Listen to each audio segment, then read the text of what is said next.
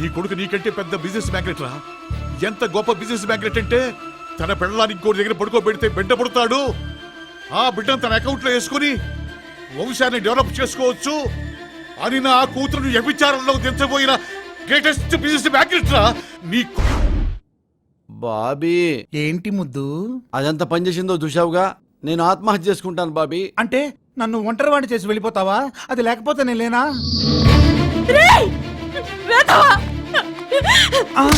అయ్యో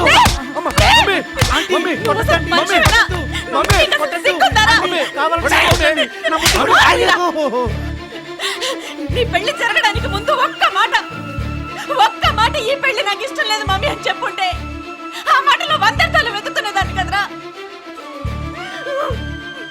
తెలిసి తెలిసి చేతులారా ఒక ఆడపిల్ల జీవితాన్ని నాశనం చేసావు కదరా. చూసావా ముద్దు? రా, ఈ సమాజం మనల్ని అర్థం చేసుకోదు. ప్రత్యేక రాష్ట్రాన్ని అర్థం చేసుకుంటుంది, ప్రత్యేక వ్యక్తిత్వాన్ని అర్థం చేసుకోదు. పద, మనదైన మెరుగైన సమాజం కోసం పోరాడదాం.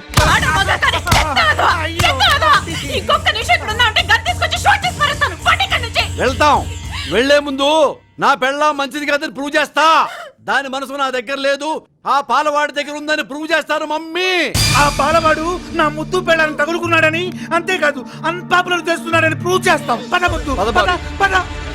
డాడీ నువ్వు మంచివాడివి, మమ్మీ చెడ్డది. నాకు నీ బ్లెస్సింగ్స్ కావాలి. నువ్వు దేవుడివి. అంతే అంతే. అవునంతే. నువ్వు పద ముద్దు.